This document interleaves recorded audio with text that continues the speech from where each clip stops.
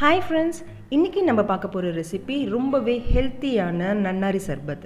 இந்த சம்மர் டைமில் நம்ம உடல் சூட்டை தணிச்சு குளுமையாக வச்சுக்க இது ரொம்பவே ஹெல்ப்ஃபுல்லாக இருக்கும். வெளியே கெமிக்கல்ஸ் ப்ரிசர்வேட்டிவ்ஸ்லாம் கலந்த நன்னாரி சர்பத்தை குடிக்கிறதுக்கு பதிலாக வீட்டிலேயே ஹெல்த்தியாக சர்க்கரைலாம் சேர்க்காம ரொம்பவும் கம்மி விலையில் எப்படி செய்கிறதுன்னு பார்க்கலாம் வாங்க. அதுக்கு முதல்ல நன்னாரி வேறு ஒரு 50 கிராம் அளவுக்கு எடுத்துக்கலாம். இது எல்லா நாட்டு மருந்து கடைகள்லையும் சூப்பர் மார்க்கெட்லேயும் ஈஸியாக கிடைக்கும். 50 கிராம் நன்னாரி வேறு நான் 50 ரூபாய்க்கு வாங்கினேன். இதில் 50 கிளாஸ் அளவுக்கு நம்ம சர்பத்தை ரெடி பண்ணலாம்.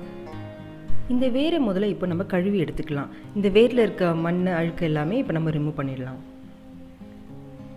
இது நல்லா லேசாக பிசைஞ்சு விட்டு கழுவி எடுத்துக்கோங்க. இப்போ இதை ஒரு பாத்திரத்தில் மாற்றிக்கலாம். 50 கிராம் நன்னாரி வேருக்கு 1.5 லிட்டர் அளவுக்கு தண்ணியை சேர்த்து இப்போ நம்ம இதை கொதிக்க வைக்கலாம். மிதமான தீயில வச்சு இதனால் ஒரு 30 நிமிஷத்துக்கு நல்லா கொதிக்க வச்சுக்கலாம். இந்த வேரில் இருக்கிற சத்தெல்லாம் இந்த தண்ணியில் நல்லா இறங்கி வர அளவுக்கு நல்லா கொதிக்கட்டும்.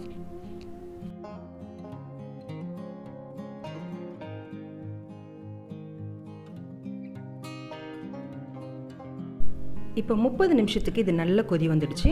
இப்போ நம்ம ஸ்டவ் ஆஃப் பண்ணிடலாம். இதை அப்படியே ஒரு 10 மணி நேரத்துக்கு நல்லா ஊற வைக்கணும். அப்போ தான் இந்த வேரில் இருக்கிற சத்தெல்லாம் முழுமையாக அந்த தண்ணியில் இறங்கி வரும். இப்போ 10 மணி நேரம் கழித்து பார்க்கலாம்.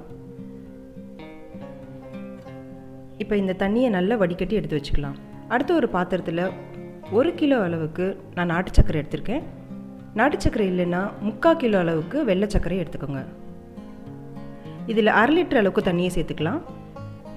இந்த வெல்லம் கரைஞ்சி வர அளவுக்கு இந்த தண்ணியை கொதிக்க வச்சா போதும்.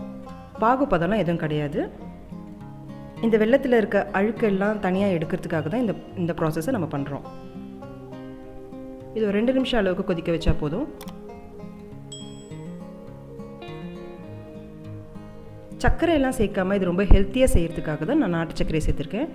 இப்போ இது இன்னொரு பாத்திரத்தில் வடிகட்டி எடுத்துக்கலாம். பாருங்கள், நாட்டு சர்க்கரையில் இருக்க அழுக்கெல்லாம் தனியாக வந்துடுச்சு. இப்போ இதில் நன்னாரி வேர்லேருந்து எடுத்த தண்ணியை சேர்த்துக்கலாம். இப்போ இதை ஒரு 30 நிமிஷம் அளவுக்கு ஹை ஃப்ளேமில் வச்சு நல்லா கொதிக்க வைக்கலாம். இந்த தண்ணி பாதி அளவுக்கு வர அளவுக்கு நல்லா சுண்டி வரணும். அந்த அளவுக்கு இதை நம்ம கொதிக்க வைக்கணும். அடுத்ததாக எலுமிச்சை பழம் சேர்க்க போகிறோம். சின்ன எலுமிச்சை பழமாக இருந்துச்சுன்னா 1 சேர்த்துக்கோங்க. பெருசாக இருந்துச்சுன்னா பாதி போதும். அதையும் பிழிஞ்சு விட்டுக்கலாம்.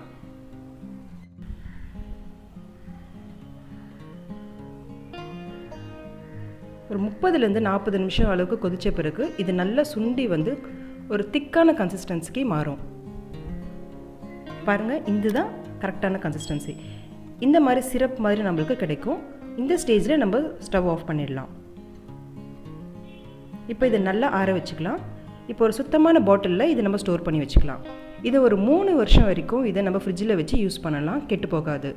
எந்த ஒரு கெமிக்கலும் ப்ரிசர்வேட்டிவும் இல்லாமல் இது ரொம்ப ஹெல்த்தியான முறையில் வீட்டிலே நம்ம செய்யலாம். இது ரத்தத்தை சுத்தப்படுத்தவும், அசிடிட்டி, ரத்த சோகை, மலச்சிக்கல், மூட்டு வலின்னு பல உடல் பிரச்சனைக்கு மருந்தாக இது இருக்கும்.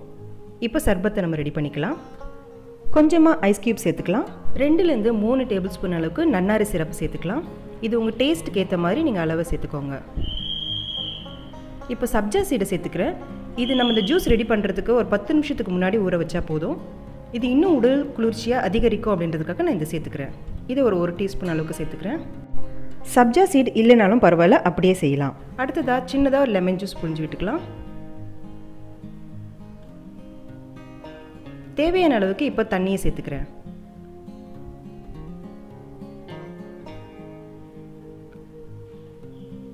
அவ்வளோதான் ஃப்ரெண்ட்ஸ், சூப்பரான ரொம்பவே ஹெல்த்தியான நன்னாரி சர்பத் ரெடி ஆயிடுச்சு.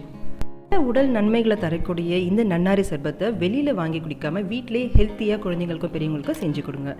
இந்த ரெசிபி எப்படி இருந்துச்சுன்னு வீட்டில் செஞ்சு பார்த்துட்டு கமெண்ட் செக்ஷனில் கமெண்ட் கொடுங்க. இந்த வீடியோ உங்களுக்கு பிடிச்சிருந்துச்சுன்னா லைக் பண்ணுங்கள். அம்மாடி கிச்சனுக்கு சப்ஸ்கிரைப் பண்ணுங்கள். Thank you friends.